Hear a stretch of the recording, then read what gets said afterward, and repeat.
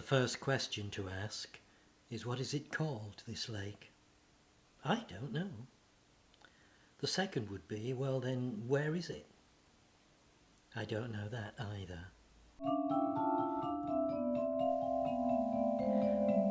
On the journey back from Udon Thani to Chiang Mai, we made an overnight stop at a mountain resort to break the journey.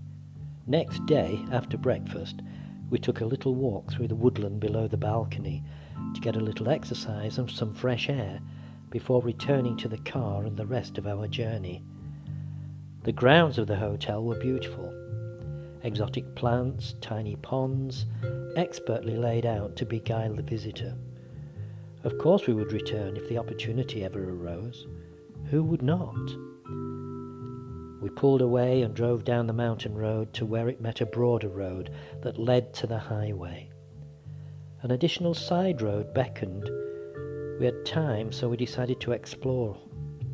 In a short space of time, we passed through the forest and into the opening that revealed the lake.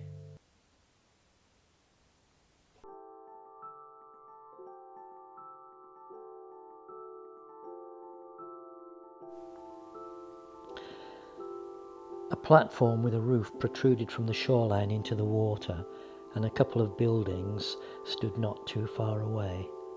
All of the structures were wooden. It was difficult to denote their purpose. No sign of life gave clues. That platform, though, that was what counted. It gave a significance and meaning, though it was obscure. Maybe fishing, maybe a landing stage for a boat. But no boats were discernible in any direction, and the lake was small enough for almost all of it to be seen from certain vantage points. Maybe it's nothing more than a gathering place for fishermen and picnickers and viewers, the romantics who long to sit by water and dream, speculate, meditate.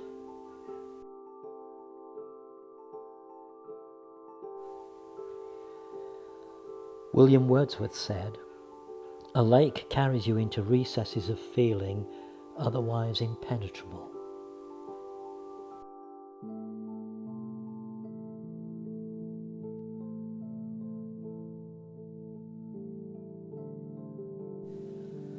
We drove around the perimeter, both wishing we had the time to stop and walk.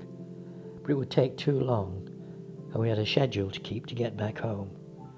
Even so, we took time to stop a couple of times and take in the mountain slopes here, the thick stand of trees there that reached back up to the thick forest that covered the mountainside.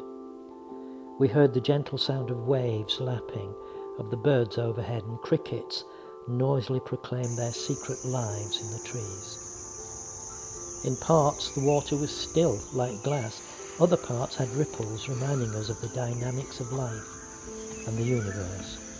It's never still, and yet no movement is unnecessary. Stillness and ripples, there's a lake within a lake. It reminds us that we were alone and yet connected.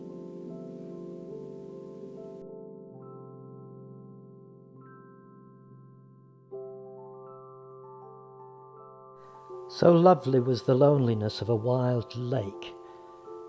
Those are the words of Edgar Allan Poe.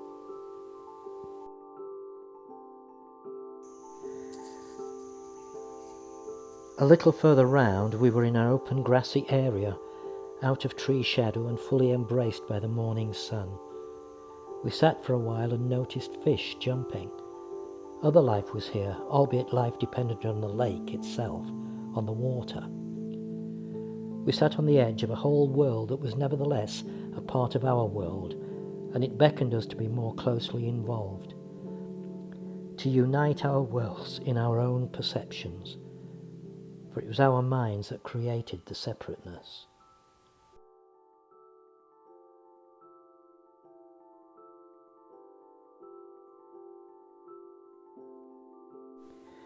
We idly mused upon the daydream possibility of living here or somewhere like it, to stroll in the evening, to sit on the jetty and watch the waves, the ripples, the fish, the reflections of the sky in the water at dusk, to swim naked in the early morning, The lake would be our daily teacher about nature, about people and communities, about the world.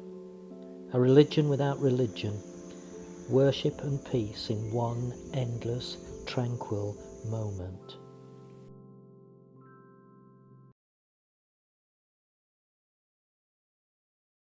Make your heart like a lake with a calm, still surface and great depths of kindness.